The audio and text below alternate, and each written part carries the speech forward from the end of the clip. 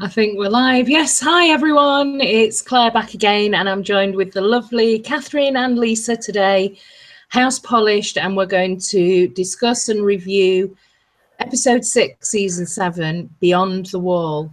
In fact, I didn't even realise it was called Beyond the Wall when I was watching it. I think, we all watched, by the way, all three of us were very naughty and watched the leak way before, you know, way before the episode. It feels like this is like, because obviously I've been away as well, so it's a little bit later this week, but that's it, episode 6, Beyond the Wall. I'm going to ask you just your general feelings about the episode, and if you have a score out of 10 at all, how you felt about this episode. So let's start with Lisa. I love this episode. The acting in this episode was amazing, considering most of it was green screen. The emotions that were conveyed were amazing. It was such good acting on their part. And I think I have to give it a 9 out of 10. Not quite 10 out of 10, but a 9 out of 10. Excellent. And Catherine, what do you think?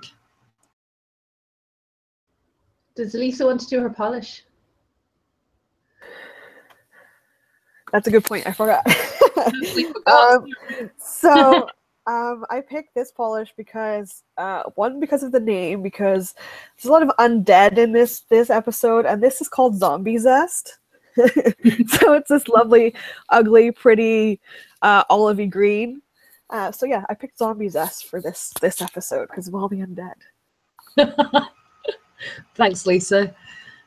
I also picked China Glaze, and I picked Frostbite because none of them should have limbs left coming after that.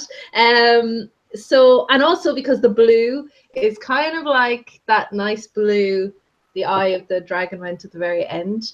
I really enjoyed the episode the first time I watched it. I thought it was great. And I think this is where context matters with Game of Thrones. If something gets leaked, I'm so excited just to see it that I don't really take it all in. But it was a nice episode to kind of leave my brain at the door. I don't think there was too much heavy kind of contemplation with this episode. It's getting horrendous reviews from book readers and show watchers alike. I'm with you, Lisa. I really, really enjoyed it the first time. The second time, I didn't enjoy it that much because I knew what was going to happen. But I despite the lack of logic throughout, I did enjoy it. I will give it a lower score of 6.5 out of 10, though. So there were some things that you just can't get over. But in general, I am really positive about where it went. I'm okay with it for the most part, so I'm not going to be too negative. Okay, I would say, for me, let's start with the positives. So the positives are the action and the interaction. So I completely agree with you, Lisa, about the acting and the conveying of emotions. Absolutely. And the action scenes were fantastic. I thought the scenery was amazing. The cinematography was amazing beyond the wall, especially in contrast to me watching this on like a pirate copy on a train that kept cutting out of like signal on my phone. So I was kind of like, could really barely see what was happening. Although I did manage to get the copy that was right to the very end where you had the eye. So I was happy with that. But in contrast to watching it in glorious HD, it's like, wow, you know, those scenes beyond the wall were incredible. Now, I'm being a bit of a book purist here, so apologies to Lisa and show watchers only. You've got to seriously suspend your disbelief about, and I can understand how some show watchers are like, hang on, how did that? I think if you suspend your disbelief about time traveling ravens, remember I've already talked about Bronn being Aquaman in that episode. Well, in this one, we got Gendry as the Flash because he managed to make it to the wall, back to the wall so fast, running up hills and everything. It was just That annoyed me a little bit. I'm more than happy for the visual, spectacular TV show that is Game of Thrones to just put my book reading to one side for that. Also, you know, believing that John is like ice proof now as well as fireproof. So I don't know. The whole thing was just a bit like, I was disappointed that more people didn't die, and I don't think it's that. I mean, we predicted a lot going on last week, and I think as show watchers we are primed for these kind of desperate episodes towards the end of the season where something horrific happens and you kind of like, well, there you go, that's Game of Thrones. But there was a lot of this episode to me felt like the most fan servicey fan fiction episode so far. And I mean, I have spoken to other friends in the Game of Thrones community because we're way into, like, you know, we're almost at the finale now, so we are discussing this episode quite late. People have got like Catherine said, real kind of like vitriolic views about you know, the screenwriters didn't even bother getting out of bed that day. They must have just phoned the script in, and it was just, there was so many shortcomings with things like, not only how quickly did Daenerys get beyond the wall, considering that they were only there for a night, and how long it took, just all of that, all of the kind of mathematics around the time traveling. However, I will sum it up by saying that on second view and having this episode seep into my consciousness a little bit, I do think that this is the Night's King. This was a trap. This was a plan by the Night's King for him to, he basically tricked them to go in beyond the wall so that he could, via Bran, so via his connection with Bran, he tricked the humans into going up north, bringing a dragon with them, so that he could capture a dragon and bring down the wall. I think that's what's going to happen. Whatever we don't see in King's Landing in next episode, that's what I think we're going to be seeing at the end of the episode, is the ice dragon. I'm calling the ice dragon, but, you know, Viserion, whoever, the dragon who died and was reanimated, will be bringing the wall down. Big departure from the books, but still enjoyed it as an episode. I know I've gone on and on and on there, but I would give it probably a 8 out of 10 for me personally. And my polish is this beautiful green polish called Scar by Bear Polish, and this is to represent the scars that Dany could see on Jon's chest. So that's going to open up another conversation surely before they take things any further. And poor reanimated dragon is going to have some big whopping scar from the damage that the Night's King did to bring him down. So yes, that's my polish, Scar. Did you not have a polish that was 6-pack or CGI dabs? No. No, I'm sure they're real. I'm sure they're real. So we've really just got 3 locations. We've got Beyond the Wall, we've got Winterfell, and we've got tiny little fleeting in and out at Dragonstone. Where do you want to start? Have you got any preferences? Do you want to go Winterfell, get that out of the way, and then Dragonstone East or Beyond the Wall? Because that kind of But it's your channel. I don't want to tell you what to do. No, it's fine. It's fine. Let's do that and leave the Beyond the Wall to later on. So there's a micro storyline in itself going on at Winterfell here, and we've got 4 scenes here. We've got the balcony scene, we've got Littlefinger and Sansa, then Sansa sending Brienne away, and then Sansa in Arya's room. So there's these 4 scenes at Winterfell. I think we should just take the whole lot at once. To be honest with you, I've got more questions than I have observations.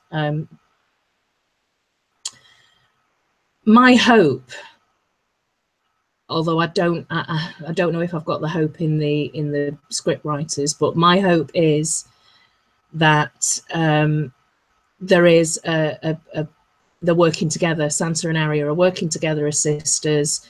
You know, Littlefinger has this, I think we mentioned this last episode, he's got form for getting in between two sisters, the Tully sisters. So this is his comfort zone, playing sisters off against each other. So he's in his natural habitat, really. So is it going to be that? How basically my questions are all about how are things going down at Winterfell.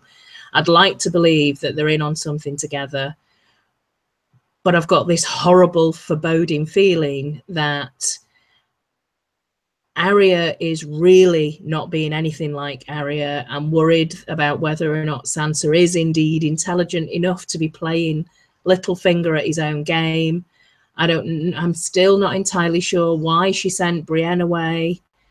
I'm worried sick that Brienne will end up dying in King's Landing in next episode for some stupid reason, for Sansa sending her there. But I can't, I just think it's, I mean, in terms of the scenes between Sansa and Arya, welcome back, Catherine. The scenes between Sansa and Arya, it really does feel like Arya is being just not Arya at all. She's like she left the dagger. She's leaving the dagger out on display. She's leaving those faces in the little satchel right there underneath the bed, and it's just like, what? Why are things? Unless it's an obvious, you know, double cross kind of situation. This is what's happening, and I'm just not able to see those subtle hints between them as sisters. But my stance on all of this with Sansa and Arya is this conversation that they had about fear and anger.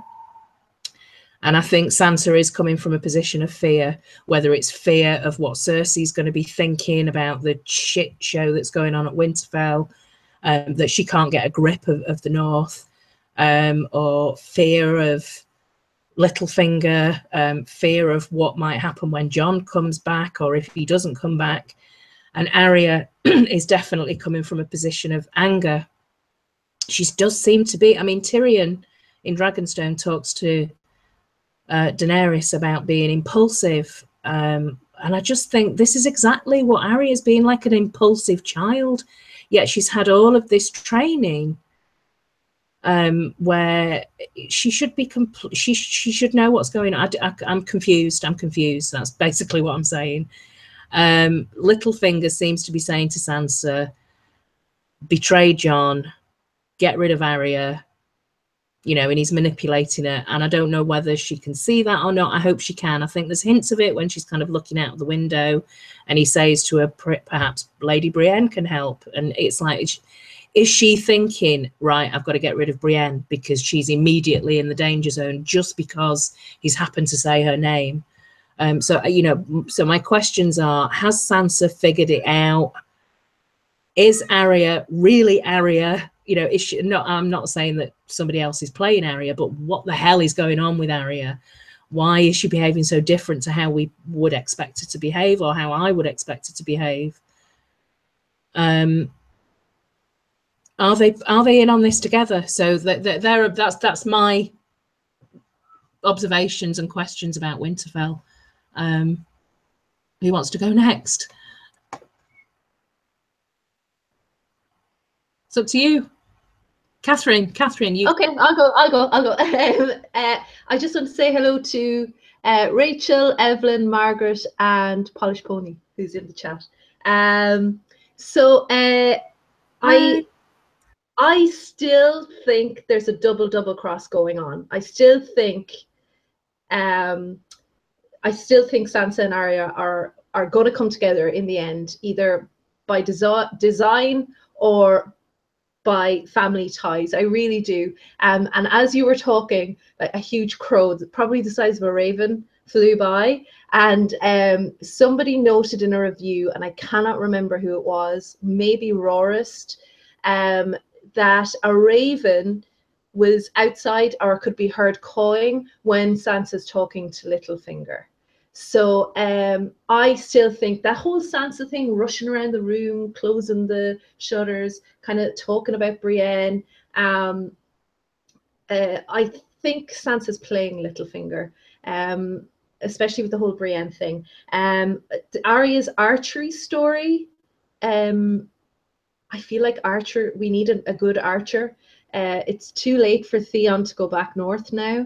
And I think we're going to need an archer in the books, or sorry, in the show. And I think that's going to be Arya. And they've really emphasized that. There's a lot of talk about when they were children and about how Sansa says Arya wouldn't have handled, or you wouldn't have handled what I've handled, which is true, because in the book it's Arya that's been forced into having sex as part of her job as a faceless man, not Sansa. Sansa's still a virgin in the book. And I have always thought that for the Littlefinger Sansa thing to go really sour in the book, because she's not married off to a Bolton in the book, I feel like Littlefinger is either going to make moves on her or try and rape her, or maybe rape her in the book. I've always thought that it has to be really severe in the book for some reason. I don't know why. It's always been in the back of my head. I think there's a huge elephant in the room with Arya when she's giving Sansa all of this criticism about what she did when she was a kid, and the letter she was forced to write, and not fighting to save Ned. And Sansa was totally right to say, well, what did you do? Also, what did Arya do when Littlefinger came to visit Tywin when she was his cupbearer? Nothing. She didn't put Tywin on her list. She didn't twig that Littlefinger was working with the Lannisters, or she hasn't, at least it hasn't been questioned. I think we're going to see that has all been laid out for Sansa or Bran, or Bran already knows probably. But I think Arya's role at Harrenhal, and I feel we're going to get a Harrenhal tourney flashback next episode. So I think Arya's role at Harrenhal with Tywin and the flashback, I think it'll all meld into one there, maybe. I do think that they're playing Littlefinger, and I think the biggest problem with this scene is that there's no Bran. The scene's at Winterfell, and I think his absence should probably speak louder than words. And they should. There's also the very Ned-esque poses. Obviously, Arya looks more like Ned every day with the little girl bun, man bun thing. And Sansa as well, when she sent Brienne away, she did that really famous, like, leaning back onto her hand, very, very Ned-esque kind of pose. So that's why I think she was doing that for Brienne's safety or Arya's safety, or just to maybe kind of play up to Littlefinger to see if she's listening to Littlefinger. Maybe Littlefinger will take that as a sign that she is playing his game or playing along with him. And the last thing I'll say about Winterfell is that they need to fire their cleaners, because they're obviously not cleaning under the beds.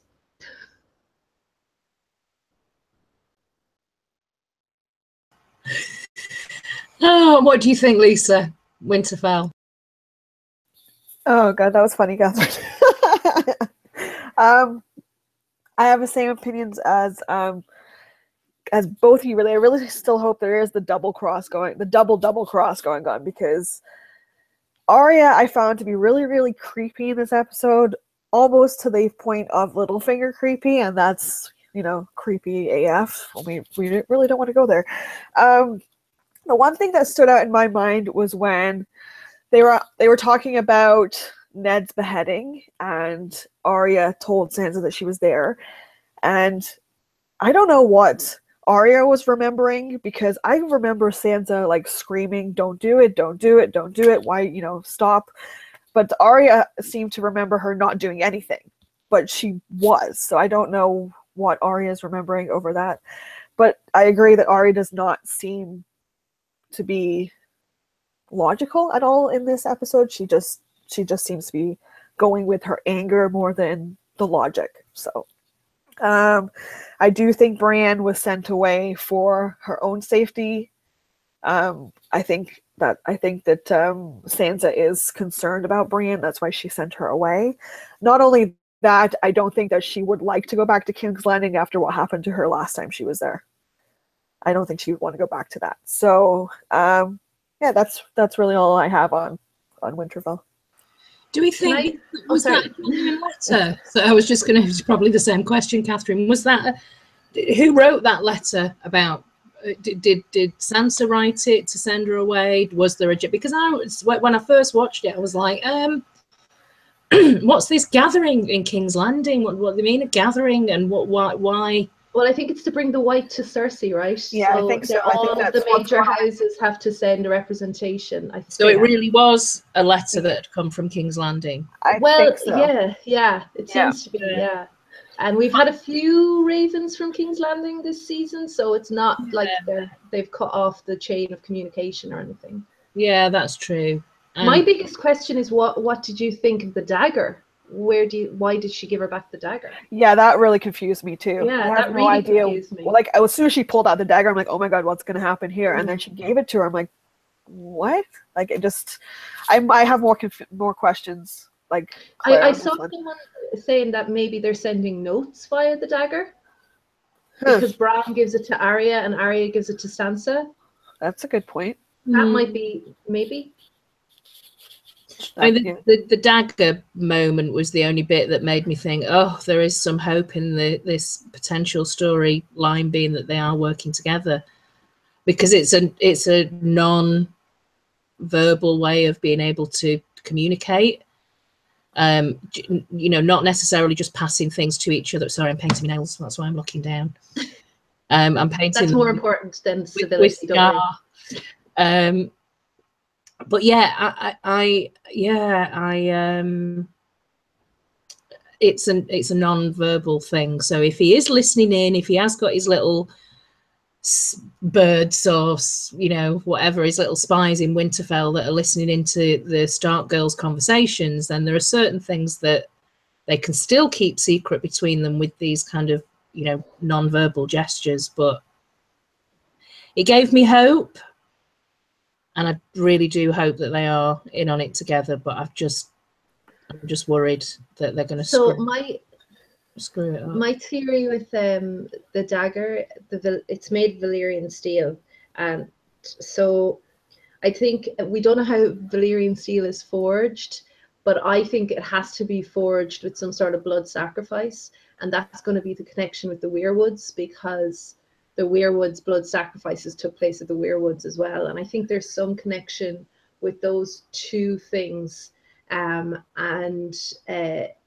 think that there's something to do with blood sacrifice and something to do with blood being stronger than anything that Littlefinger thinks he can do. Like, I think Sansa and Arya are going to come back together because Littlefinger won't outsmart them this time, I don't think. So do you think if he is killed, hopefully he is, hopefully they just end him in the finale, do you think it'll be near a weirwood tree? Yes, and I think he'll be stabbed by Sansa and taken out by a bow then by Arya, or one or the other, or finished off with the dagger. I think it'll be probably both, or else maybe Arya will have him in her line of sight, but it'll be Sansa that'll kill him. He'll think that it's going to be Arya, but it'll be Sansa, something like that. I really hope that the two of them are there when it happens. The three of them, obviously Bran will be there, but I'm getting concerned about the amount they're cutting out Bran. And maybe that's because we're going to get a huge Bran flashback in this next scene. I think after Tower of Joy, Harrenhal is the one, that's where Rhaegar and Lyanna meet, so I think that's the one that everybody wants to see. So do you think we're getting that, Claire? I'm not sure now how much we're going to get. Not Harrenhal, sorry. Is that where the tourney was? Yeah. Yes, Harrenhal. Oh, okay, that's right then. Yeah, I'm right. I'm not sure whether or not we're going to get a lot of things wrapped up in this finale, or whether or not it'll be pushed into the next season. So I think it's going to be a case of one of those things where we as show watchers know the answer, or know the revelation, or whatever, but it's going to be something that the characters in the show, it'll be something that happens maybe next season. So I'm not. The only thing I'd say is that I think the bulk of the characters that we follow are coming together in the next. So there probably will be time to move around 80 minutes. And it is called The Dragon and the Wolf. So that may not be John. Oh, I didn't know the title of the episode, The Dragon and the Wolf. Sorry, yeah. Dragon and the Wolf. That everybody's going to think that's John and Danny, but it's probably going to be them and Leanne and Rhaegar. That's what I'm thinking. Or it could be the Stark girls in Winterfell. You know, the she-wolves of Winterfell. Interesting. Yeah, I don't know. Is there anything else that we want to say about Winterfell? I just hope he goes next episode. I've had enough of it now. I think I just hope, and I'm being really cynical here, I just hope that this just isn't fluff and filler that's meaningless and doesn't go anywhere. I would be really pissed off if that happened at the end of the finale, where it was just like nothing really that you... I mean, the other thing is it could go the other way, where I agree with what Lisa was saying about Arya really does seem quite mean and nasty. And yes, they didn't have the best relationship when they were younger, you know, way back in like the first couple of seasons, but before they split up. But they don't know what's happened to each other. They don't seem to be sitting down and having these conversations of like, wow, what happened to you? Shit, what do you mean you were training to be a faceless man? What is a faceless man? You know, they don't go into any of these conversations. So they're almost making it feel as though Arya is bloodthirsty and wants to kill somebody. She couldn't kill Joffrey. Joffrey was on a list. Nearest thing, you betrayed us, you on behalf of Joffrey. And it's like, I'm scared that actually might be the case. And she ends up killing Sansa. And that's the queen that she kills, that she, you know, well, I know she's not a queen, she's the Lady of Winterfell, but it could be, as far as Arya's concerned, that she thinks that Sansa wants to be queen in the north. So it could go a number of ways. I'm just worried that I wouldn't mind if it went that way, actually, if Arya killed Sansa in a way in the TV show, as long as they actually do something and it comes to fruition, that storyline next episode. So we'll see. I don't think there's anywhere for Littlefinger to go. I think it has to be Littlefinger. Yeah. I think if Arya kills Sansa, Jon will never forgive her. She knows that. Bran will never forgive her. As much as she has lost herself, I think she's overplaying herself too much. I think it's too weird. It's too creepy. Yeah. She's very like Littlefinger, actually. She reminded me a bit of Littlefinger, the way she was carrying on. So yeah, and as I said, last week, I think she would have very quickly come to the same conclusion that Rob and Catelyn came to, that Sansa was forced to write that. I'm still hopeful. Yeah. Ooh, okay. Well, let's talk very briefly about Dragonstone before we move to Beyond the Wall, because we did have a scene there between Dany and Tyrion, where a couple of things came up in that conversation. Again, for me, this is making me think about what might happen next week, because obviously they were talking about just for me, the thought of Dany and Cersei meeting each other in King's Landing. I know we've not seen any hint of that interaction from the trailer, but oh my God, what's that going to be like? How's that going to go? You know, I mean, they're both very strong characters individually, and they're both impetuous and impulsive. They both are, Cersei and Dany. So, and it's like it's going to be so on edge and tense, the atmosphere. But yeah, it was just that them talking about King's Landing just made me think about that. Interesting that children have come up a couple of times in this episode. So, you know, Tyrion talks about succession, and I think it was Jorah who mentioned to Jon Beyond the Wall about your children and, you know, inheriting long claw as like a family heirloom. I'm getting a little bit like, I wish they'd outline what they mean by this wheel, breaking the wheel, because it just seems to be all about how pissed off Dani is with everybody else. And then she kind of, I don't know whether this wheel idea, I know she mentioned it a couple of seasons ago, and John said something similar about do something different, don't do what everybody's done before. Is she doing anything different? I don't know. I mean, they seem to be bringing this wheel thing in as a theme, but I'm not entirely sure that either of them have thought it through.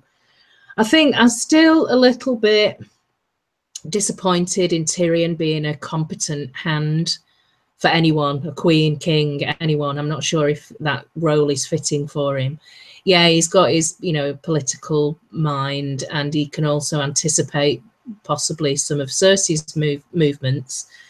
But it just felt to me like Tyrion was being the adult in that scenario, and Daenerys again was kind of being, to me, it seemed like she was this was a really good example of how Daenerys can be like a teenager. What do you mean I'm impulsive? When? Give me an example of when I've been impulsive and lost my temper. Oh, right, those two that I burned. Well, I didn't really have much of a choice. Yeah, I go backwards and forwards on that about whether or not that was morally right for her to do that, or whether she did have a choice with the Tarleys. But Tyrion's right. She is impulsive, and she's a little bit of a loose cannon, as much as Cersei is to me. So yeah, I'll be interested to see what happens when she does go to King's Landing. And again, when she was leaving, Tyrion, just to point out that obviously Tyrion disagreed with that. But then again, if she didn't do anything, there would have been a complete disaster beyond the wall. So yeah, that's all I got really from Dragonstone. Lisa, what do you think? I agree with most of what you said there. The part that stuck out to me was where Tyrion says, I promised to Jaime I would keep you under control and stop you doing anything impulsive. And he said, my sister's likely to do something that will provoke you.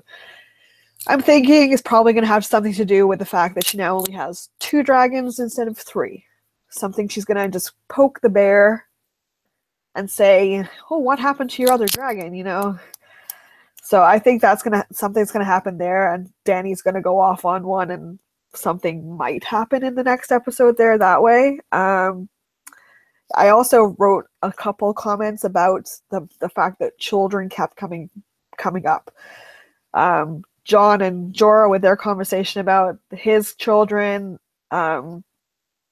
Tyrion and Dany with the succession after she's gone, and then at the end where Dany says, I can't have children. The dragons are the only children that I will ever have.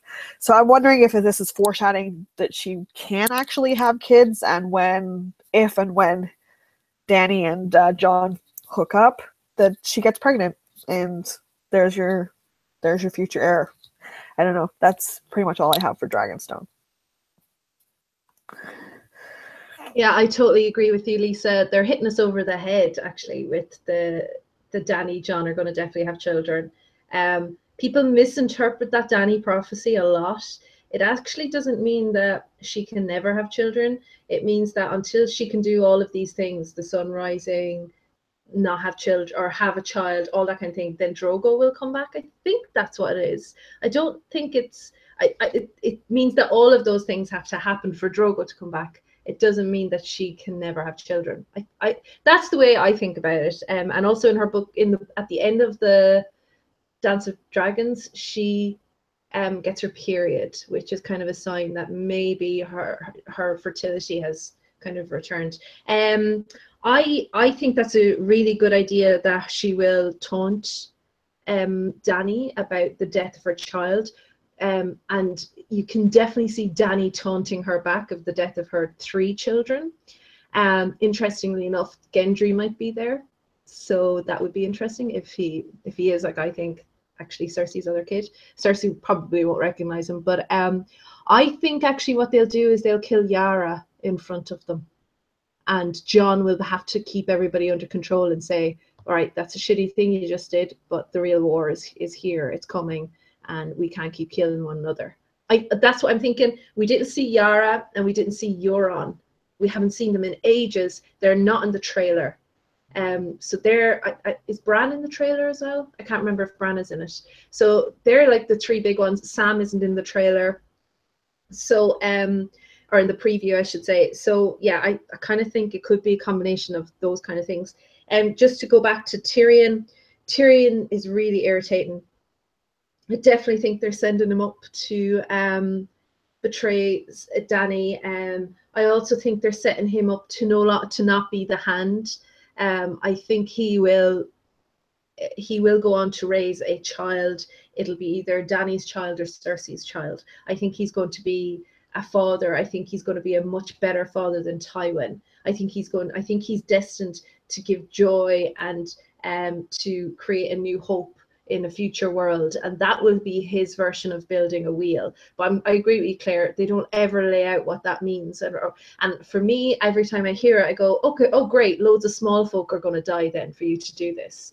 So yeah, I'd like to know what that is going to involve, because so I feel like Tyrion is destined to kind of to raise a kid.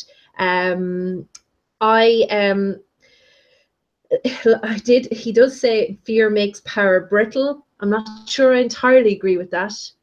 I think actually very good leaders have a healthy dose of fear in them.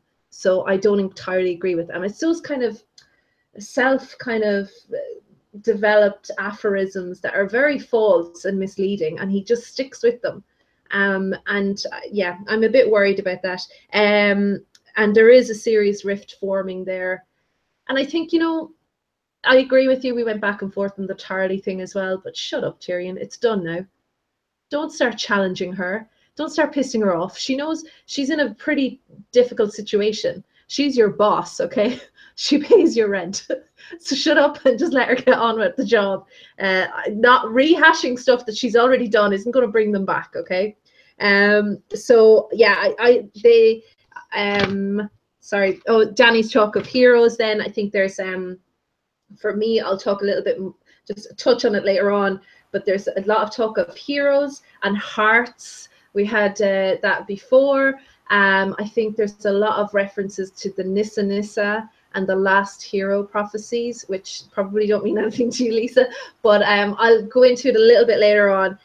There's a lot of that between the Dany and Tyrion conversation, and I rewatched the episode where Davos and Jon are talking about how Jon says she's a good heart, and Davos is saying, I've seen you looking at that heart. So I think that's playing up those prophecies a lot. And he says he's trying to plan for the long term, and you could literally see Dany dropping the mic when she says perhaps you should plan for the short term. It's like, I'm walking off now. So and also I think she's a girl after my own heart. She made sure to have the makeup done, the outfit done, the hair done, the nails done, everything looked lovely before she went up to rescue any of the lads. So yeah, that's all I have to say about Dragonstone. She had to look good for Jon. Like, come on. Yeah. Did you hear Smokescreen said that that he now knows where Ghost is? Jon bought it as a pelt for her to make a coat. He's a brat, that fella. If you don't know Smokescreen, they do they had the #1 trending live show the last couple of weeks running. They're great, the two of them. So yeah, check out Smokescreen. Oh my God. I mean, there were lots of longing looks, weren't there, when she was looking behind, and she stayed a little bit longer. And when she was much later on, when she, at the end of the episode, when she was on the balcony and Jorah was with her and saying, come on, and I genuinely didn't know whether she was there, just being reflective and mournful for the dragon, or whether she was actually waiting for Jon to come back. Turns out she's got a bit of a thing for Jon, clearly. Well, I wondered, was Drogon not leaving without him? It felt like Drogon was kind of moaning as he was flying around. So I wondered, was he not leaving without Jon? That was just, we'll get to it, but that's just my think. Not I don't just know. her. I maybe I definitely caught the bit where Drogon kind of cried in when he knew that his sibling had fallen. So that was definitely there. I didn't notice anything meaningful in terms of Jon, but I did think. I mean, we'll get to that anyway. We can just kind of go into it beyond the wall. But I did think at that point that. And this is when I was watching it the first time, and it was going in and out and in and out, and I couldn't see all of it. That the remaining dragon, like the third dragon, I think it was it Viserion that fell? Yeah. So Rhaegon, is it Rhaegon? Is the other dragon Rhaegal? Rhaegal. I think it's Rhaegal. Yeah. I thought would come back, would turn back and pull Jon out, you know, somehow get Jon out of the ice and rescue Jon and take him back to the wall. So that threw me when old Uncle Benjen turned up again. I don't know. I think that would have been really spectacular for the dragon to come back and just kind of drag, you know, throw him on his back and fly off. But anyway, that was just me wanting that to happen. But okay, let's go beyond the wall. So sorry, was that Uncle Benjen? I thought that was Bobby Ewing. Oh, I got that all wrong. Oh my God, poor Benjen. So we've got several, and this is where we get, for me, that element of the best part of the episode, forgetting the fact that it was a pretty shoddy plan to go all the way up there to get a white, because at the end of the day, what happened was they effectively traded a dragon for a white. That's what happened. That's what they got from it at the end of the day. And it's like, is it really worth it? Is that going to be a massive impact on Cersei? Is it, you know, the plan just seemed a bit ropey. But that aside, the action and the interaction, and there's lots of different interactions. We've got the Hound and Tormund and Jorah, Jon having his conversations with Beric and Jorah. I'm interested to hear what Catherine's going to say about the backwards and forwards with Longclaw. And also, it just seemed like a bit of a strange time for them to be having that conversation. You know, it's not like the first time Jon had ever seen Jorah to give him the sword back. But those, before we, I think, let's do the kind of, like, let's approach Beyond the Wall as like pre-battle and then battle. So pre-battle, we've got these interactions, and the biggest thing for me is, yes, it was very. I found it hilarious, the bromance developing between the Hound and Tormund. I thought that was hilarious. His, you know, the lines that he had about Brienne, I thought were hilarious. You do know her, and the thing that I found interesting was the conversation between Beric and Jon, where he's quoting the vows of the Night's Watch. I am the shield, I am the defender. And Beric saying, you know, we don't know. I don't know. We don't know. We don't know what the Red God wants. Who knows? But we know that it's about between the living and the dead. And it just reminded me of those words spinning back to Jon and Ygritte, where she constantly says to him, you know nothing, you know nothing. And it's like, and then Beric and Jon are both saying, I don't know what the Red God wants. So it's like, does he still know nothing, or is it okay that he just sees himself as the shield and the defender, and the hero? I mean, it was very, very heroic. I thought Thoros was very heroic. I thought the bear was really scary. The way that Sandor just froze when he saw any fire. So, you know, he's still got his issues with fire, even though he's some kind of disciple of the Red God and he can see these messages in the flames. Yeah, let me just see. Yeah, just Thoros, really. I thought it was, I thought more people would go, but I thought the way that Thoros went, just like, and those callbacks to the the big battle with the Ironborn, and how he just kind of just went into battle, and he was like, oh, I don't even remember because I was drunk. But at the end of the day, he was a hero, and he kind of died a hero's death. I just thought a few more of those heroes would be going with Thoros, and weirdly I was disappointed that a few more didn't. I wouldn't have been that bothered about Tormund slipping under that ice, and it seemed to take such a long time on that scene about isn't he, and it was like, oh god. So yeah, I was just a little bit disappointed, I think, with that. But let me find out what you both think before we get into the battle and Danny coming to save the day. So Lisa, what do you think of those interactions? I thought the dialogue between all of them was great, hilarious. I was laughing. Some of the comments that came out of their mouths was hilarious. I think that was the best part of the writing, the whole episode, was just the interaction. The Hound and Tormund talking about Brienne, I was in stitches. And that meme that I sent you, Claire, with Tormund saying, and that my little ginger ass group of ass kicking babies is how I met your mother, was hilarious. I still ship it. I totally ship it. I really, really want Bran and Tormund to get together. Yeah, that was really the only thing that I really enjoyed about this whole part, was the interaction between the characters, the conversations. Just, it kind of seemed like a little bit of comic relief before the big battle. Yeah. So yeah, that's all I have for that. Okay, Catherine.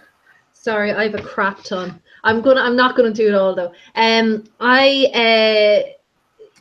thought that, just because I forgot to mention at the very, very beginning, this is, as much as people are critical of Game of Thrones, that running shot over the table map at Dragonstone, running towards the fireplace. I mean, it's brilliant. Like, that's why we love Game of Thrones, and the foreshadowing is there, not just in each individual episode, but something from the first season all the way to now. And I thought that every single conversation John had really led up to that scene with Danny at the end. The first conversation, one of the first that I noticed, was, I think it's with Tormund, and Tormund telling him, and it just showed the change in Tormund as well. Mance Rayder sacrificed a lot of people by not kneeling, and you need to be better than that, basically. And Florrie is in the chat. Hi, Florrie. And she really does ship Brienne and Tormund, and I know a lot of people do. I agree with you, Claire. I predicted loads of people would die because we expected bloodbath from Game of Thrones, and it's horrible and it's horrific, but that's why we watch it, because we don't know what's going to happen. And the fact that Thoros dies is not really that heartbreaking. And also, they went out with less men than that died with them. I don't know if you noticed that. About 10 people went out, and I think there's about 4 or 5 red shirts or something that get lost. Anyway, the numbers didn't add up. I need to rewatch it again. The numbers didn't add up. But yeah, so a few conversations that changed John. Definitely the Beric one was just, my God, that man. I love Beric so much. Beric, I have a question for Claire, actually. Is that role, if something similar happens again, that plan is never going to happen in the book? Although I wonder, is George trolling the guys over there, the showrunners, and trying out all these crap plans on them and say, oh, I won't put that into the book, it didn't look that good. So I wonder if they did have to go north, would that be Lady Stoneheart? John pushes against Ned's actions at one point. He says that he doesn't agree with some of the things that his father did, or he wants to be a better man than both of their fathers. He's some line like that. And this is when he's talking to Jorah. And yes, I do have something to say about Longclaw, obviously. I do love thinking about the swords and the roles the swords play, because they are really pivotal to the end game, especially who has Valyrian steel. I liked the way they all had weapons made of dragon glass. But when he gives the sword, and I agree, why give the sword when you're about to go into battle or potential go into battle? Like, doesn't make any sense. But he tries to give it to Jorah. Jorah refuses it, and Jon says, "I'm not his son," even though he's just said he put a wolf on it. So, you know, just again, as you said earlier on, just feeding to the fan base again. A lot of talk about children again. I think Jorah is going to get a different sword, and I wonder will Sam give him Heartsbane, actually. So that's my theory. I think Jorah might get Heartsbane. And I think that when he's forfeiting his right to his own ancestral sword, I think in that moment he's also forfeiting his right to Dany. I think Jon is the first man that's come along that Jorah has gone, that's who Dany should be with. And I think everything that he does for Dany, he'll never talk against Jon. I think he really respects Jon. And when Tormund then in the next conversation says he wants to make babies with Brienne, I hope that doesn't happen, because I really don't want Brienne's character arc. I'm not sure where it can go right now, and I don't want it to just be tied up in her going off to make babies with Tormund. Even that, that would be lovely, because, you know, somebody would finally fall in love with her and she'd feel very loved, and he'd look after her with his lovely ginger manliness. I feel like that isn't the way her character arc goes, and I'm actually really, really worried about Brienne going to King's Landing, and I'm not sure she's going to make it out of there. Sorry, Claire. I said to Lisa before, I was worried about Brienne going to King's Landing, just randomly being sent there and getting caught up in some horrible crossfire. It would be just awful, and I hope it's not an indication of that happening in the books, but I've got a funny feeling that you might be right. I think so. I just don't think the Tormund thing, if it does happen, it would be more paying service to the fans, as you were saying, playing to the fan base. As funny as it would be, as cute as it would be, I just don't think it works. I liked the bear scene, kind of. I'm not sure, they've changed the rules on the whites. There was a time that if you couldn't kill a white, the hand would keep crawling along. There was nothing that could kill a white, but now Dragonglass can kill a white. I know Dragonglass could kill White Walkers, but I didn't think that worked on. Anyway, I'm not sure. I'm a bit confused about the rules of the whites. We can get to that later on. I know a lot of people mentioned it in their reviews, but the hound freezing in front of the fire is obviously going to be a big thing. And Toros getting bitten by a bear, and then he's instantly praised by one in the next scene where Jorah comes over and says, "You're the greatest hero I've ever seen." It's like, it was just really nice. I thought that was really nice kind of that was quite. I did notice that Jorah kills the bear. He's the one that kills the bear. He comes running up with a dagger and kills it when you know, I don't think anyone really noticed about Sandor freezing, but Jorah just kind of ran past him. He was very heroic. Again, you know, there's a lot of heroic acts, and Jorah just kind of goes running in with his dagger and kills the old bear, the old dead bear, which just made me think, oh, you know, and he is from Bear Island, and And the thing is, with Dany's talk with Tyrion about she hates heroes because heroes go out and risk their lives, and basically they're the ones that get killed, right? And yet not that many got killed. So there's a bit of a disconnect there. There's also a little bit of a disconnect with they were in a bit of a storm when that bear came along. So are they using bears as protection? If that's the case, then that doesn't really play in with the theory, which I totally agree with, that the Night's King definitely trapped them there, or he was setting up a dragon trap. So I'm not really sure. But again, I think, you know, they obviously love the Revenant. I loved the Revenant. So, you know, they're just kind of bears are so in vogue right now. So they're so hot right now, like Euron. We don't have Euron, so it's all about the bears. So yeah, that's all I have to say about those few scenes. Sorry for rambling. No, that's fine. So we get to the beginning of the battle, really, is them finding the White Walker and his little troop. And 1 second.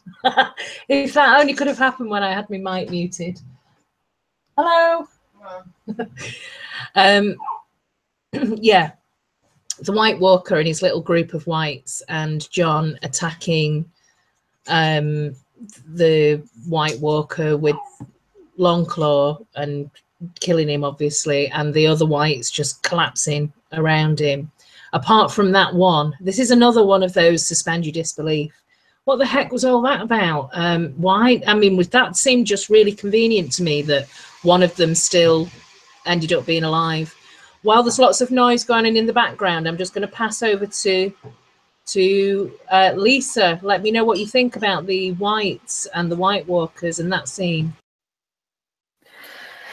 My thought on that was maybe they all fell, but except for that one, because that one was not created by that White Walker. That was my kind of thought behind it. He killed the White Walker. They all fell apart from that one, so he must have been created by somebody else. That was what was kind of going on in my head after, I think it was the third time that I watched it. I think I've watched it like 4 or 5 times. I totally agree with you, Lisa, because it wouldn't make sense to send out a group. Yeah. Like, it's too dangerous to send out a group if they can be all wiped out. Like, exactly. You need somebody. I totally agree. Yeah, so that's the theory that I had behind that. But I kind of agree with what you were saying there, but maybe it was a trap. The Night King set up this trap. Now that I'm thinking about it, because it makes sense through Bran. It does make sense to get the to try and get the dragon, which they actually did. And when they said, okay, Gendry, when they were like, okay, you got to go to Eastwatch and send a raven. They send off the guy who's been rowing for 3 seasons, but he manages to get there in 10 minutes. Like, what the hell? I'm like, took him 3 seasons to get to King's Landing, but he gets to Eastwatch in 10 minutes. I'm like, what the heck is going on here? That whole part just made me laugh because the whole timing just was completely off, because obviously that would not have happened in real life. What are your thoughts there, Catherine? Sorry, the whites, I'm not sure if it's because winter is coming, but they are a lot more powerful than we gave them credit for in isolation to the Night's King and the White Walkers. So the first thing is, I totally agree with you, Lisa. I think it makes so much sense to send a White Walker out with his little troop, but to also send somebody else in case something happens. And I think they have more free will than we thought they had, because as soon as they catch him, he sends out a cry, some sort of screech for help. And later on, when the Hound is throwing the stones and they look down and realize that there's that the ice is frozen, the Night's King hasn't told them that. They've recognized that on their own and decided to move forward, I think, against the Night's King's wishes. Otherwise, why wouldn't the White Walkers and the Night's King come in? A lot of people were complaining about that, but I think as winter comes, you're going to see whites getting a lot more, or they have a lot more free will than we think. And I think they're going to be closer to dragons in that sense, that the dragons, like Rhaegal just does one as soon as Viserion is killed. I think in the books as well, Dany hasn't got that kind of control over the dragons. She can get burnt and things like that. So I think the whites are going to be closer to the dragon kind of power than anything else. And the other thing is, it's dangerous to have whites with such a hive mind where they'll all just keep running and running and running and running, and they won't stop. Like, why wouldn't the Night's King stop them if they could? Like, that didn't really make much sense to me. So I think it's because maybe he doesn't have full control over them the way Dany doesn't have full control over the dragons. Yeah, I agree. I think if it's a case of kill the White Walkers and all the whites disappear, or kill the Night's King and everyone on that side disappears, then that's just going to be too easy. It's going to be too easy. If they discover that, just eliminate one person and that's it. It's over. It's too easy. Yeah, I think so too. And I think I think where the show has messed up, especially for book readers, we haven't seen the Night's King in the book, and we've seen the Night's King. Is it season 2? We saw the Night's King. I think it's season 2, right, in the show. Yeah, Lisa, the Night's King is just a legend. It's just a story in the book. He isn't like he isn't the villain, or at least that's not we've not discovered anything like that in the books yet. So the TV show has really gone off on its own way. It's tricky. It really is tricky, especially before probably the next season. Yeah. And that's where it leaves itself open to huge plot holes, because John already knows the Night's King exists. He exists. He knows that what can kill White Walkers. They know about Dragonglass. They know about Valyrian steel. Why not bring an archer with you and take out the Night's King with some Dragonglass arrows, or at least attempt to?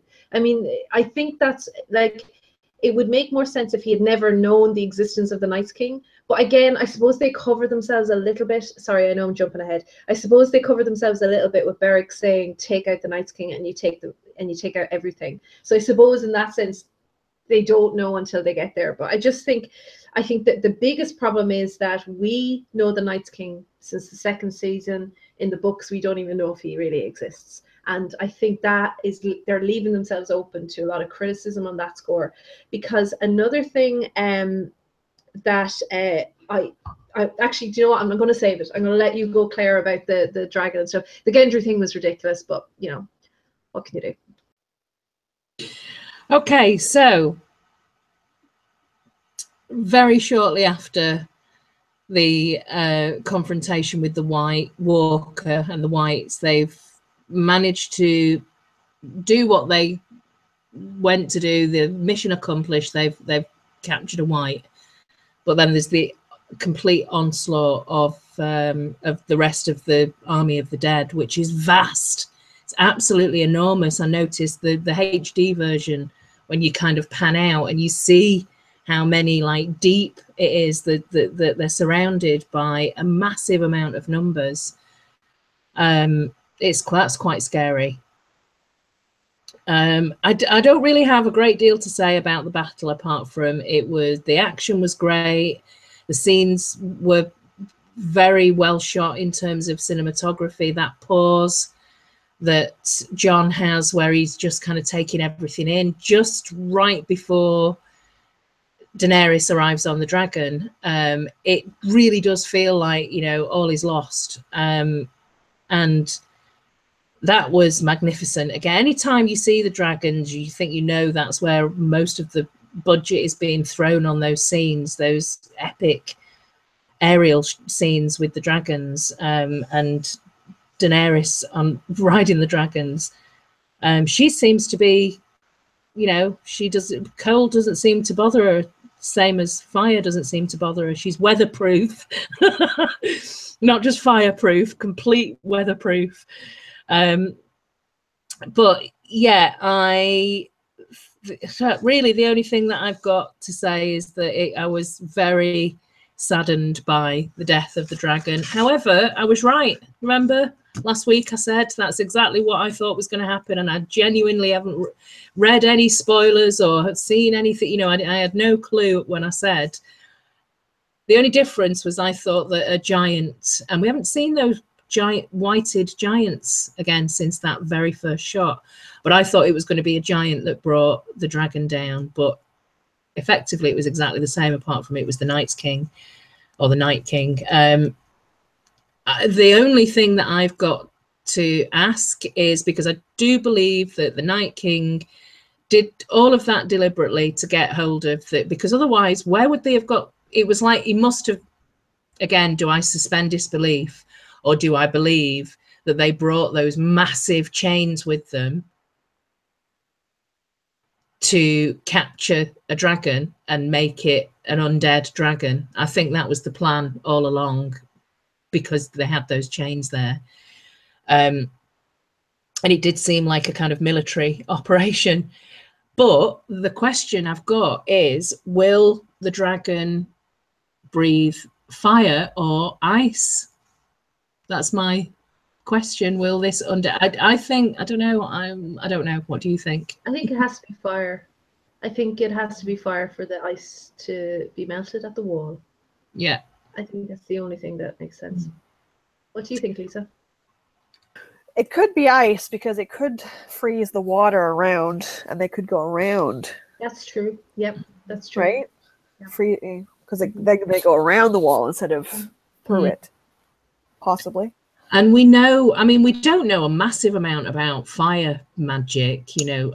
Well, we know a little bit about the resurrection and the fact that you can see some kind of like messages in the fire, but we know very little about ice magic. And now there's a dragon that's been reanimated using ice magic, this kind of elemental force, and it's just like, that's just so unpredictable to me. That was probably one of the best moments in the episode when the dragon, it was just that sitting on the edge of your seat, because there was a couple of seconds of like, what's going to happen, and it just bang, there goes that bright blue whited eye, and it's like, oh my god, it's going to bring the wall down.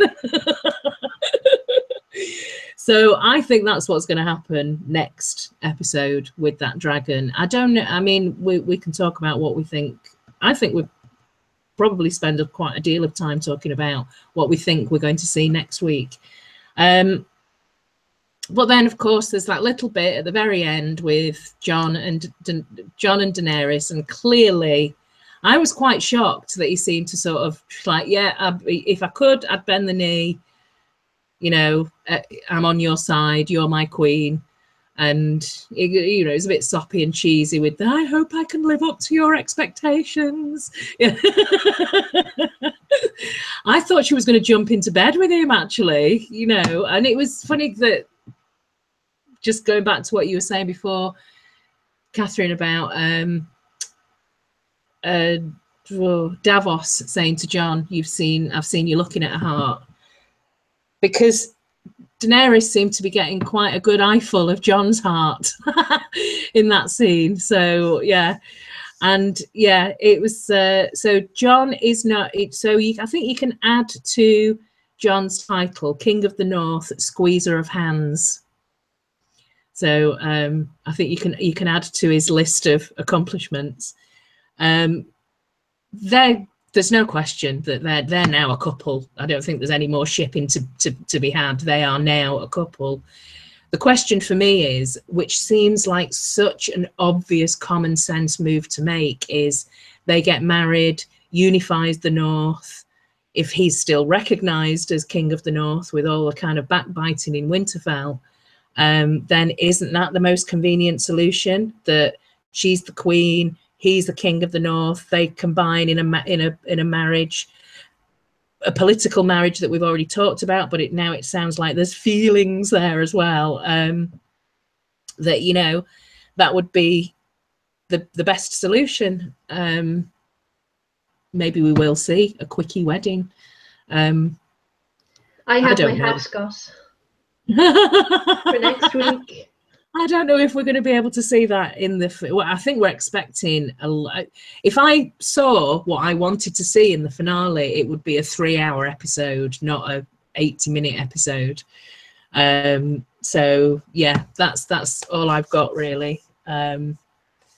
What do you think, Lisa, of the battle and the end of the episode? Well, like I said before, the emotion that was portrayed from the actors, because most of that would have been green screen. Like 90% of that was probably green screen. And the emotion that was on their faces was just, it felt real, especially Dany when she saw the dragon go down. It's just like my heart was like breaking for her, because she's losing one of her emotion that was portrayed. Even from Tormund didn't look like he couldn't believe what was going on. Jon, when he realized what had happened, when he turned around and looked at the Night's King, and he's like, oh my god, you just killed one of my baby's babies, it's on. So it's like, the cinematography and the acting by those actors was just really, really well done, I thought. And when we get to the boat and they're on the boat there, and again the acting by Danny and by John was just really well done. The emotion that was there with the two of them. Again, I'm surprised that she didn't jump into bed with him, because who wouldn't want to jump into bed with Jon Snow? Come on. And yeah, I really do think that the next episode they're gonna get together for sure. At some point that's gonna happen, I think. Although again, it begs the question as to what's gonna happen when Jon finds out he's a Targaryen. How's that gonna change the dynamic between the two of them? Those are my thoughts anyway. I think it'll be too late. I think the nasty deed will already be done. They'll have their cave scene and that'll be it. Yeah, Claire, you totally called it about the dragon dying beyond the wall. I think I said that a dragon was going to die this season as well. And I think when you said that last week, I hoped it was Viserion, and it was Viserion. Now, I'm going to get into a couple of things people have been complaining about all week. They've been complaining about the fact that the Night's King went for Viserion instead of Drogon. Okay. Now, there's a couple of reasons why this might have happened. He tries to go for Drogon later on as they're leaving, but there's a couple of reasons why this might have happened. I think he goes for Viserion to show strength, but also nobody will attack the Night's King on the basis that one of the brothers has died, like Viserion, Rhaegal, or Drogon. If he tries to kill Dany, Viserion and Rhaegal will wipe them all out. The anger will be like, that's their mother. That's it. They're not going to fly away. They're going to kill you. So maybe he knew that. So that's one explanation. And I'm not saying the show put this much thought into it, but I'm just offering some explanations, possible explanations. He does go for Dany later on. I think, and this plays into people complaining about the fact that they have chains at the end of the episode. Where the hell did they get the chains? Where did they get anything? Where did they get the armor? By the way, if there's chains in the book, they'll be made of ice. They won't be made of steel, I think. I think people are underestimating the civilization that lies in very far north. I think there could be a whole, they could have a whole kind of network that we just do not know about. And I think they've had 1,000+ years to prepare for this. They've had no other wars that we know about. Well, we don't know what their culture is like.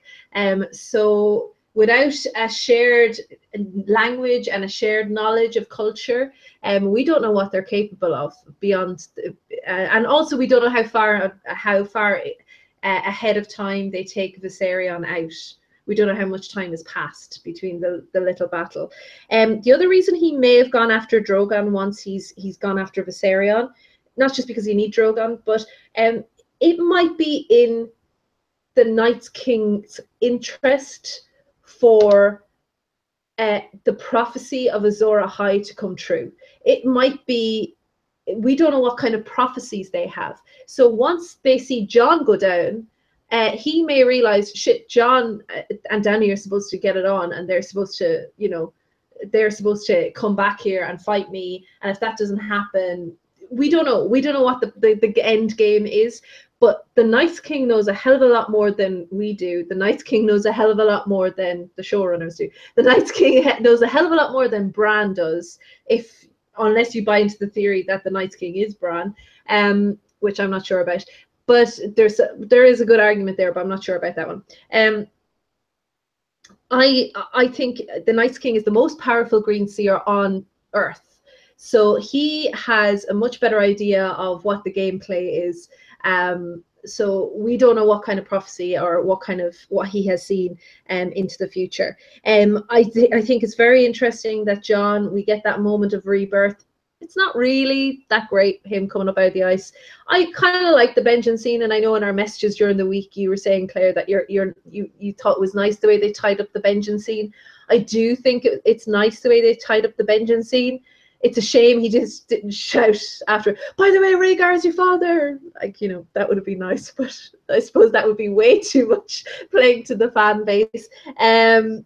I think that Benjen was sent by Bran to save Jon, because otherwise what the hell is Bran doing? I think Bran isn't powerful enough to meet the Night's King yet. I don't think his green sight is at the level of the Night's King. I think that's everything I was going to say. Yeah, that's everything I was going to say. Cool. So we've all seen the trailer for next week's episode, and it's called The Dragon and the Wolf. Did you say, Catherine? Yes, yeah, The Dragon and the Wolf, yeah. That's now, last week we thought it was going to be called Death is the Enemy this week. They've been very late. They've been very bad at not leaking the episodes, but very good at keeping the titles themselves. So, but apparently it's The Dragon and the Wolf, yeah. Well, we've not had, what are we up to? We're on Thursday now. So Yeah. we've only got a couple of days left to go. So fingers crossed there isn't a leak, because I really do think I would like to see this in full spectacular HD. And really enjoy it, rather than kind of half guessing what I think I'm seeing on my phone screen. Okay, I've got a couple of questions. The first one I'm just going to throw straight in there is, will Qyburn's scorpion kill another dragon? Will Daenerys only be left with Drogon, possibly, at the end of this season? It'd make for a cheap season 8 for HBO. I don't think so. I think one dragon is enough for now. I mean, it might make sense, but I think it would be better if a dragon falls later on, maybe in season 8, and then it's just Drogon facing off with the whited dragon at the end. I don't know. Would they kill 2 dragons in a row? I mean, they've done it with direwolves, of course. They killed that would. I mean, it'd be a shock. They killed Shaggy Dog and Summer back to back, right? Yeah. There's our favorite direwolf. There he is. No, it's because he's like, why are you not taking me to the park yet? We'll go in a minute. It was earlier on in the season when Qyburn first shows Cersei the scorpion, and my immediate thought was we're seeing that because it's actually going to kill one of the dragons. And I think that, I mean, it would be a real shock if it happened. I think a lot of people are thinking that one of the other dragons is going to be, Jon's dragon, and that he's going to be riding Rhaegar at some point. Yeah, Florrie just said that in the chat, actually, and so did May. Yeah. So maybe that won't happen. But I think it's going to be like really high tensions in King's Landing next episode. Everyone's coming together. I hope Brienne doesn't die. It just seems going to be really weird seeing people in those settings, like seeing Jon in King's Landing. It looks like, are they in the dragon? I think they're in the dragon pit. It would be a fishing place for a dragon to go down. I mean, if they do, then Dany needs to turn a dragon loose on Tyrion, because that is the stupidest thing. I mean, I think he completely underestimates Cersei. She's definitely planning something. I really hope it's not a dragon. I think we need a few characters to die, a few big characters. Like Olenna and Thoros. Olena's probably the biggest one to die. But nobody else has died this season, really, right? No. Nobody. So I'm thinking we're going to see Yara, definitely. I think we're going to see potentially Brienne going. And I'm expecting maybe something from the Hound in the Mountain. I don't think we're going to get Clegane Bowl, but I'm kind of thinking there might be something there. But I think we need a few characters to go. Cersei, definitely, she has this really evil smirk on her face. And by the way, I know I sent you a message about this. No bump. So what the hell? Either that's a huge continuity error. Not continuity error, but it's a huge kind of error, because we're months into the pregnancy now at this stage. So if she's pregnant, she either is the thinnest pregnant woman ever, or I don't know. And also with the pregnancy as well of Dany, I think we will see Dany and Jon get on this episode. And I think Dany has already sacrificed a child going beyond the wall. I don't think she'll take both dragons. That would be very stupid if she takes both dragons. But again, that might play into Tyrion's criticisms of her being impulsive. And if she does lose Rhaegal, then that's going to be a problem. May and Flory think it might be Jorah that dies. Yeah, I was just going to say that. It's possible, yeah. It feels like his arc is, I would be quite happy if that came to a conclusion. You know, he's been through the whole grayscale thing. He's been a hero. He was fighting fantastically beyond the wall in this episode. Yeah, with two knives as well. No, he didn't have a sword. Yeah, he was just going for it completely. I think he was like, what do they call it, MVP of the episode.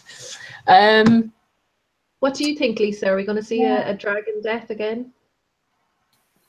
It would be quite spectacular for that to happen back to back, but I really don't see it happening here. Maybe next season, but I don't think they'll do it this season.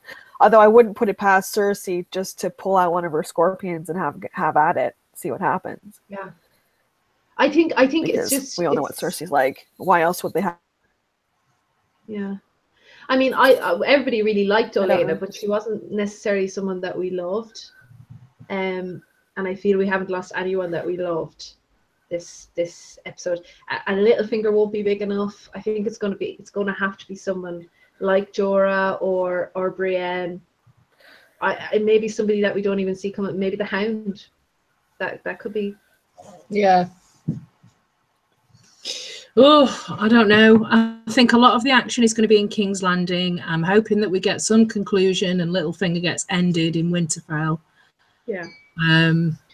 By the way, did you see that one of the, I don't know whether it's fake news or not, but there was a picture going around Facebook today of when the Whites are climbing up on the rock towards Jon, and there's a truck in the background, which I think that's probably a major first for Game of Thrones. So I hope. Oh, wow. Which is why I'm worried about the Cersei bump, because if they're not showing that, then they're really not sticking to those like minute details that Game of Thrones has been known to be so good at. Or she's just not pregnant at all. Or she's not pregnant at all, and she's just forgot to fake it. Yeah. Yeah. She forgot to stuff her stomach. Yeah. Or Jamie's just too stupid not to notice. Yeah. Well, he has been pretty stupid, that's for sure. So my question is, if Jon marries Dany, now I'm not saying it'll happen in the next episode, but maybe he'll propose to her in the next episode and they'll decide to test one another out before they go through with it. But if he does marry Dany, will that be perceived as being a similar mistake to the one that Rob made? Like just getting married because, I don't know, because he had to do it getting married for duty or love or whatever, not getting married by a pre-approved political alliance kind of thing. If it happens, it will be interesting to see whether or not the Northern Lords just go, we're not going to follow a bastard who, and we've already heard them talk about the Mad Queen in relation to Daenerys and the Targaryens. So that might be the last straw for them, where they just turn around and say to Sansa, you are queen in the north. We don't recognise Jon anymore. Maybe led by the little Mormont girl, Lyanna Mormont. Yeah, you know, maybe they will revolt against that move if that's what happens. Similar to the Freys did with Rob, I guess. But and what did you think about the Theon scene where he's collapsing to his knees on the beach? It's definitely Theon? Well, I think so. It's Theon or Euron, but I say it's Theon. Maybe something to do with Yara. That's why I think Yara, because we haven't seen her. I think Yara is going to be in a terrible shape. Yeah, I think she's going to be in a terrible shape. Yara. And like you, Claire, you maybe had feeling that theory. guilty that he jumped off the ship.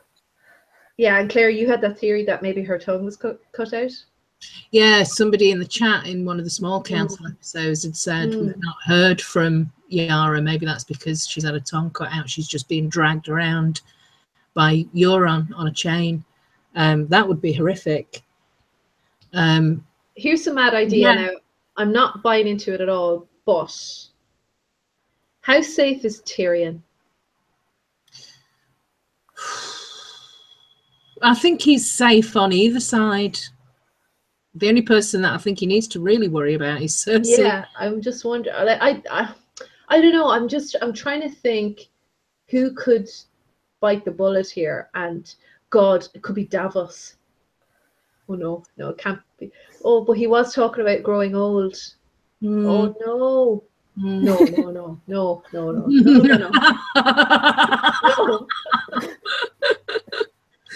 I refuse to watch any more of his stuff. I'm more than prepared for there to be a massive cull in the rota in this episode, because there was so very little of it last episode when we were the whole season. Throughout the entire season, we've had many less deaths than we expected.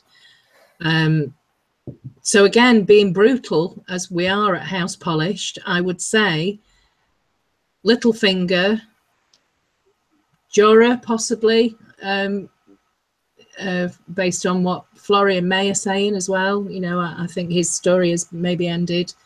I think we could have some real shockers, and I think if the wall comes down, that's, you know, poor old Ed and everybody up at the wall. Tormund, maybe that's, you know, that's when he goes.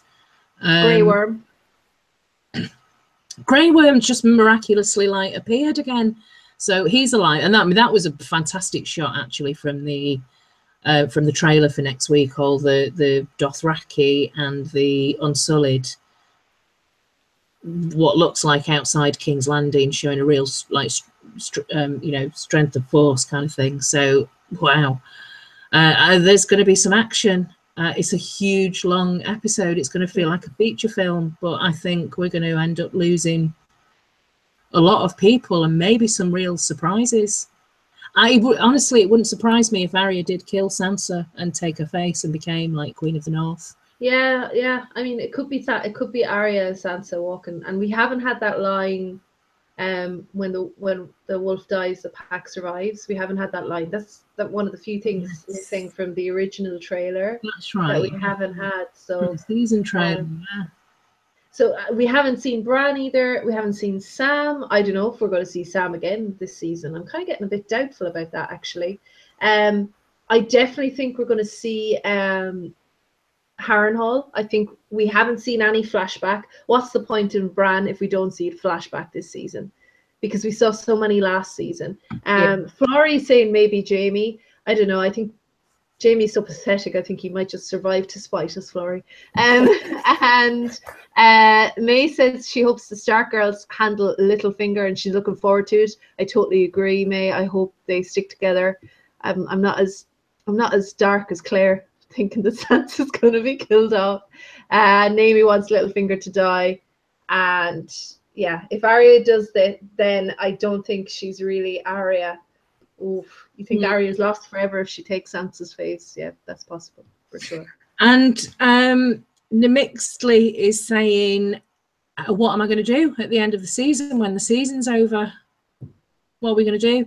There's talk, rumours about it being a skip next year, and it is definitely a skip next year. It's definitely a skip. Definitely. They're already lined up to make a new show for HBO. So it's definitely skipped. Yeah, definitely. But so I am going to start a reread on my channel. So I'm aiming to maybe start that in the next couple of weeks and do five chapters a week, maybe a little bit more. So if anyone is interested in that, let me know. But cool, deadly. And Lisa, you haven't read the book, so maybe I've read the first one. Read the first one way back when I watched the first season, in between the first and second seasons. Maybe you'd like to catch up on the books.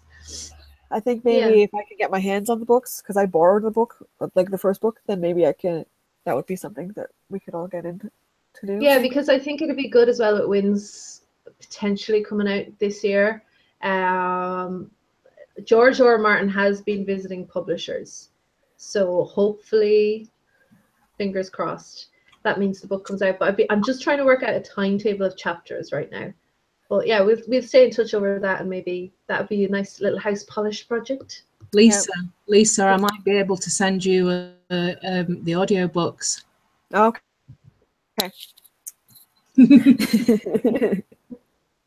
On CD. I'll send a raven. Send me a raven. On cassette tape and CD. I don't think I can play a cassette tape anymore. What's a cassette tape? Oh my God. It's horrendous. Was there anything else in the preview that we missed? Oh, Euron, of course, at King's Landing, which means he's not at Casterly Rock. So who the hell are the Unsullied? Did Jaime just leave the Unsullied there and walk away? So that they could leave? With a garrison of Ironborn. I thought they were there to starve them out, and that was like the end of it. Yeah, he seems to have made it out. Whether or not there's going to show how that happened, or whether it's just going to be... I did see a theory that suggested that maybe Edmure Tully sends an army from Riverrun down to help the Unsullied escape from Casterly Rock. But why the hell would Edmure Tully do that? Yeah. Unless John, I don't know. I think Edmure is gone. I think he's off making Outlander. That's it. He's gone. Yeah. I also, unfortunately, I don't think we're going to see Sam and Gilly again this season. No. Them going off on the, on the Haywain kind of thing just felt like very end of their story arc for this season. So I'd be surprised if a well-deserved gap year. Unless they turn up at the wall just as the wall's collapsing. Or they turn up at Winterfell. Yeah. Just when the Starks are all happy and they think, yay, we got rid of Littlefinger, and they're throwing a little bit of a party with Ghost. Because I don't think we're going to see Ghost. Oh, I've missed Ghost. I know, it's ridiculous. Well, that would be interesting. If Sam turned up at the wall at Winterfell, nobody would know him, right? Except Ghost. Yeah. Oh, so that might be one way of seeing Ghost again. If the Starks don't know whether to let Sam in and Ghost goes to him. And Bran's met Sam. Well, Bran has met Sam. Yeah, that's true. Yeah, that's true. May has a question. If they turn up at the wall when it collapses, they won't want. Won't they want Gilly's baby? That's a really good point. I think they'll definitely want Gilly's baby. That's a really good point. Yeah. I think they definitely want Gilly's baby. Yeah, that child is there for a reason. Yeah. That's possibly one of the reasons why it may be the only reason that they're on the march and want to march south, is because they know that one of the babies that should have gone to them has escaped. And that's in the books. Gilly's baby is isn't Gilly's baby. It's the baby of Mance Rayder and his girlfriend, who are not in the TV show, but and that baby is still at the wall, or still at Winterfell, or in the village near the wall. Gilly's baby is in the books. Gilly's baby, Gilly and Craster's baby, is at the wall. Oh yeah, and Mance and Darla's baby was swapped, so Gilly has got a different baby. She's aware of that, and she cried for about half a book because of it. But John's a bit more fierce in the books, and he kind of made the swap to protect the baby. But the baby is the 100th offspring. Yeah, that's right. Yeah, that's right, of Craster. But the way they're killing off White Walkers in the show, at least, I wonder how much that's going to... I don't know if the numbers are going to matter in the show, but maybe the baby will still. How much do you think they know about the end game? Like, do you think they know everything? No, I don't. I think that um, the show producers met with the author. The author asked them that question: who are John's parents? They gave George their answer, which would have been Rhaegar and Lyanna. And I'm not entirely sure that in the books that's correct, but I think he would have thought that there was enough gravitas in their answer to warrant that they were, competent enough to produce the show based on the books. But I think that, there's lots and lots of conversations about, he's given them everything. He's given them the entire story and what happens at the end. But I don't think that's the case. I think why would he do that? Why would he give all his treasures away? He would, as an author, you'd want this to be revealed in your work, your life works. You wouldn't want to just hand this over to a couple of hammy Hollywood producers. I don't know. It's a tricky one. I don't know. So he definitely gave them 3 big twists. One of them was the hold the door, right? I can't remember what the other one was. Shit, what was the other one? But we were supposed to get another one this season. I assume that's the Whited Dragon, right? That's like a huge twist. The Whited Dragon. And there was something else, and I can't remember what it was. I'm wondering if they even realised that. If Jon and Daenerys, I think they're so probably full of euphoria that they managed to get back from the wall with the White to prove to Cersei, and now the next mission is King's Landing. Maybe they've not even thought about the fact that the dragon died, therefore could be reanimated. No, they're horny AF, as Lisa would say. Yeah. So they that might not have even crossed their mind. May asked a really good question. I always wondered, the prince that was promised to whom? The Night's King. So the Knights with K or the Night's King? That's a really good question. I do kind of think that Dany is going to be Jon's Nissa. I think in order to make a Valyrian sword or some sort of weapon that will kill the Night's King, he'll have to temper it in blood, and that will have to be Dany's blood. I think it's all to do with blood sacrifice. They haven't played too much into that, but they have definitely shown the Night's King being stabbed in the heart. Actually, maybe that was the other twist. The children created the Night's King. Maybe that was it. Jon has been stabbed in the heart. They've talked a lot about Dany this season, about her heart, how good her heart is. And then that interaction with Jon and Dany, it was worth sacrificing one of her children to know the real threat to Westeros. And I think if she's willing to sacrifice her own child, she's willing to sacrifice herself. So I think that's a good question. I don't think it's mutually exclusive. I think it can be both, because I think the Night's King has a similar version of prophecy, just like those all around the world, Planetos. There's these different variations of prophecy. I think the Night's King has some sort of version of prophecy as well, but maybe like Claire, you were talking about MP about this kind of mirroring effect. He has a mirrored version of that prophecy, but it works in his favor more so than the other side's favor, if that makes sense. But they're definitely building that into the story, and they're laying it on a little bit thick, actually. So I feel like they've decided to bring that part of the lore in, even if it's not going to line up completely accurately with the books. I think we're definitely going to see something about that. And the last question we have is Flurry wants to know what time we're going next week. Well, we're on Catherine's channel, and we're on Monday. And Monday, I think, is a bank holiday here. I think, but not that makes any difference. Probably just usual time that we usually go to accommodate Lisa. You're back at work next week, yeah? Unfortunately. Yeah. Me too. I'm teaching on Monday, so yeah. My 5:30 start and my 12 p.m. Game of Thrones, but I'll do it.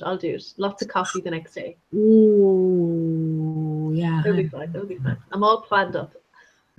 Okay. Okay. On my channel, May. Yeah, I'll make sure to create the live event now, so you can go and put on your little bell for it. So Monday, the day after. So we're going to be quick next week. Unless, I don't know, unless you prefer to just let it sink in a little bit, and maybe we could do like a Friday. I mean, if you can do Friday, that would be brilliant. But I don't want to. What that Friday is absolutely. I definitely won't get to watch it a second time on Monday. No, it's Monday's really, isn't it? Hi, Brianna. Hi. If Friday works, that would be great. Oh wait, no, Friday. What time? What day is this Friday? The 1st. Is that right? Oh yeah, I have a Liquored and Lacquered live, but I can. It doesn't matter. I'll be live twice that day. Okay. You get a lot of live of me next Friday. Is that okay with you, Lisa? Friday. That should be fine. Yeah, that should be fine. Thank you, Brianna. Thank you. Yeah. Thank you. Did you like the aquarium, Brianna? She even.